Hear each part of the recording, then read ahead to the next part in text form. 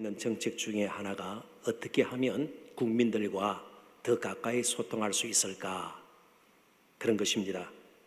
그런 가운데 하나가 청와대에 인터넷으로 청원할 수 있는 창구를 만든 것입니다. 국민들이 아파하고 불편해하고 억울해하는 일들을 청와대에 직접 청원하는 겁니다. 작년 8월 19일부터 시작이 되었는데요. 시작한 지 오늘 오전까지 12만 4,500여 건의 청원이 청와대에 들어와 있다고 그럽니다. 꽤 많은 수죠. 하루 평균 658건 정도 된다고 그럽니다. 그만큼 국민들의 마음이 아프고 억울하고 불편하고 괘씸하고 여러 가지 문제들이 있다는 것이죠. 자, 그렇다면 청와대라고 해서 정부나 청와대의 그런 여러 비서관들이 그 청원을 다 들어줄 수 있을까요? 하루에 658건씩 들어오는 청원을 대통령이 일 꼼꼼히 살피면서 다 들을 수 있을까요? 없어요. 그러다 보니까 30일간 동일한 청원이 20만 명 이상의 동의로 들어올 때는 답변하도록 그렇게 또 정책을 펼치고 있습니다. 지금까지 8번 정도 답변이 있지 않았습니까? 그런데 이 답변조차도 민감한 부분은 답하기가 힘듭니다. 괜히 답변을 잘못 내어놓다가 국민들 사이에 불신을 초래하거나 갈등을 일으킬 수도 있기 때문에 그렇습니다. 그런데 하나님께서는요, 오늘 밤 이 자리 우리들만의 기도가 아니고요, 전 세계 곳곳에서 부르짖는 하나님의 백성들의 기도를 다 들으세요. 한두 건이 아니죠. 하루에도, 그죠?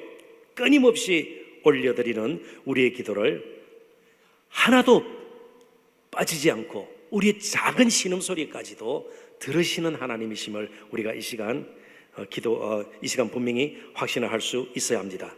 그래서 오늘 본문 15절이 도대체 어떤 내용인지, 이런 관점에서 우리의 기도를 들으시는 하나님이 도대체 어떤 분이신지 다시 한번 15절의 말씀을 읽어보도록 하십시다. 다 같이 읽습니다. 구원자 이스라엘의 하나님이여, 진실로 주는 스스로 숨어 계시는 하나님이시니이다. 아멘. 하나님께서 부끄러움이 많아서 좀 쭈삣쭈삣해서 낯서기를 꺼려 하시고요, 혹은 또 어려운 일들, 여러 가지 불편한 문제는요, 낯을 숨기시고요, 관여하시지 않고 뭔가 비겁해 보이는 그런 하나님, 우리와는 거리가 멀리 떨어져 있는 하나님, 그런 식으로 이 본문을 이해해야 될까요? 도대체 어떻게 이 본문을 이해해야 될까요? 스스로 숨어 계시는 하나님, 보통 하나님은 전능하신 하나님, 그렇잖아요. 거룩하신 하나님, 우리가 가까이 계신 하나님. 근데 오늘 본문에는요, 너무 이상스럽게도 스스로 숨어 계시는 하나님, 이렇게 표현을 하고 있습니다. 그렇다면 이러한 표현이 어떻게 해서 나왔는지 우리가 배경을 좀 살펴보면, 이렇게 표현되는 것이 다 이유가 있구나 알게 될 것입니다. 그래서 이사야 44장 28절부터 45장 3절까지 조금은 깁니다만은 화면을 한번 보시죠. 제가 읽으면서 필요하다면 설명을 드리도록 하겠습니다. 화면을 보시죠. 먼저 이사야 44장 28절입니다. 고레스에 대하여는 이르기를 내 목자라. 고레스가 누구인가 하면 이스라엘을 멸망시켰던 바벨론을 무릎 꿇게 하고 새로 등장한 신흥 제국입니다. 페르시아 제국의 첫 번째 왕이 바로 고레스예요. 그런데 하나님께서 고레스에 대하여는 이르기를 내 목자라. 뭔가 일을 시키기 위해서 세운 양떼를 인도하는 것이 목자 아니겠어요? 목자의 직무라는 것이요.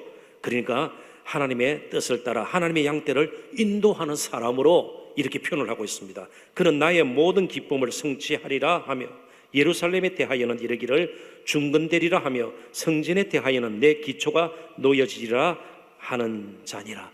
그래서 고레스 때에 이제 첫 번째 이스라엘이 바벨론의 포로로 잡혀갔던 백성들이 옛날 땅으로 돌아오게 됩니다. 그게 주전 한 539년이에요. 그러니까 이스라엘 백성들이 다시 돌아와서 이스라엘을 회복하도록, 무너진 성전을 다시 짓도록 고레스라는 이방 왕을 사용하신다, 그런 뜻이에요. 45장 1절입니다. 여호와께서 그의 기름 부음을 받은 고레스에게 이같이 말씀하시되 내가 그의 오른손을 붙들고, 권능입니다, 힘을 주는 것이에요. 그 앞에 열국을 항복하게 하며 내가 왕들의 허리를 풀어, 왕들의 허리를 푼다, 이 말은요, 칼도 차지 않고 무장해제를 시킨다, 그런 뜻이에요. 그 앞에 문들을 열고 성문들이 닫히지 못하게 하리라. 실제로 역사적으로 보면 페르시아 제국이 진군할 때에 많은 이웃 나라들이 투항을 했습니다. 싸우지도 않고 성문을 열고요, 항복하겠나이다. 그래서 다 페르시아 제국에 편입이 되어버려요. 이해가 되시죠? 하나님께서 그렇게 하셨다는 것이에요. 싸우지 않고도 고레스를 통해서 페르시아 제국을 그렇게 확장시켜 나갔습니다. 내가 너보다 앞서가서 험한 곳을 평탄하게 하며 농물을 쳐서 부수며 쇠빅장을 꺾고 내게 흥함 중에 보화와 은밀한 곳에 숨은 재물을 주어 내 이름을 부르는 자가 나 여호와 이스라엘의 하나님인 줄을 내가 알게 하리라. 자, 그러니까 이스라엘 백성들은 하나님께서 우리를 돌아보시지 않으시나이까, 우리를 버리셨나이까 했는데 엉뚱하게 이방왕 고레스를 통해서 이스라엘 백성들이 회복되도록, 그러니까 고레스 왕을 세운 이유가 무엇입니까? 고레스를 통해서 하나님께서 그냥 많은 재물을 통해서, 그를 통해서 제사를 받으시고요, 또 많은 영토에서 나는 그런 재물을 가지고 하나님을 영화롭게 하도록요? 아니요. 누구를 위한 거예요? 이스라엘을 위한 것이었어요. 가장 강한 제국의 왕을 세우시고 배후에서 조종하시는 하나님, 그러니까 오늘 본문의 말씀엔요, 이러한 하나님의 놀라우신 일을 본 사람들의 신앙 고백이에요. 감탄이에요. 아, 하나님께서 아무것도 하시는 것이, 아무것도 안 하시는 것이 아니라 이제 정말 잠잠히 뒤에서 일하고 계시고 배후에서 역사하시는 분이시구나. 하나님이 일하시면 참으로 놀랍습니다. 감탄이에요. 불평이나 원망이나 이상한 의문문을 붙인 것이 아니고, 아, 하나님께서 이런 식으로도 일하시구나. 정말 하나님의 일하심은 참으로 놀랍습니다. 우리 눈에 보이지 않고 우리가 생각지도 못한 방식으로 하나님의 뜻을 이루어 가시는 그의 백성들을 기억고 포기하지 아니하시고 하나님의 뜻을 따라서 그들을 인도하시는 하나님, 그 하나님이 어떤 하나님이에요? 7절 같이 한번 읽어보도록 하십시다. 7절 다 같이 읽습니다. 나는 빛도 짓고 어둠도 창조하며 나는 평안도 짓고 환난도 창조하나니 나는 여호와라. 이 모든 일들을 행하는 자니라 하였노라. 조금 이상한 표현입니다. 하나님께서 너무 바쁘게 움직이시기 때문에 우리 눈에 보이지 않을 수도 있는 것이에요. 아무것도 안 하면 눈에 띄어요. 그죠? 남편이 아무것도 안 하고 집에서 보면요, 부엌에도 있고요, TV 앞에도 있고요, 쫄쫄 따라다니고 늘 보이잖아요. 하나님은 하시는 일이 너무 많아요. 역사를 주관하세요. 이 천지 우주 만물을 섭리 가운데 운행하세요. 그리고 환난과 편안, 우리 개인의 삶과 우리의 가정과 교회와 이 세계의 역사를 움직이시는 분이세요. 평창올림픽 사람들만의 이야기가 아니에요. 그 배우는 하나님께서요. 남북관계요, 트럼프 대통령 아니에요. 하나님이 배우고 계세요. 다만 우리 눈에 보이지 않게 열심으로 일하시는 분이세요. 그래서 스스로 숨어 계시는 하나님처럼 보이기에 그것이 우리에게 오히려 감탄이 되고요, 놀라우신 하나님의 일하심이구나, 그렇게 찬양을 드릴 수가 있는 것입니다. 그러므로 9절 또 같이 한번 읽어보십시다. 질그릇 조각 중 한 조각 같은 자가 자기를 지으신 이와 더불어 다툴진대 화 있을진저 진흙이 통이자에게 너는 무엇을 만드느냐, 또는 내가 만든 것이 그는 손이 없다 말할 수 있겠느냐. 하나님은 우리를 지으신 분이시고요, 이 지으신 우주 만물을 지금도 이끌어 가시는 분이십니다. 하나님 눈에 보이지 않는다고 함부로 판단하지 말라는 겁니다. 내 머릿속에 설명이 되어지지 않는다고 하나님을 무시하지 말라는 겁니다. 하나님 인정하라는 것이죠. 그런데 23절을 보면 더 놀라운 일이 일어나게 됩니다. 이제 조금 넘어가서 23절을 보십시다. 23절 다 같이 한번 읽어볼까요? 23절요. 23절 같이 한번 읽어보십시다. 내가 나를 두고 맹세하기를 내 입에서 공의로운 말들이 나갔은즉 돌아오지 아니하나니 내게 모든 무릎이 꿇겠고 모든 혀가 맹세하리라 하였노라. 제가 중간 조금 띄었습니다. 가만히 보니까 하나님께서 회복시키는 것이 단순히 혈통적인 이스라엘뿐만이 아닙니다. 열방이 돌아오게끔 하는 거예요. 열방이 돌아오게끔 하는 겁니다. 여기에 하나님의 놀라우신 일하심이 있습니다. 온 나라 족속 열방이 마치 빌립보서 2장에 예수 그리스도의 이름 앞에 모든 자가 무릎을 꿇을 것이다. 그런 표현이 나와요.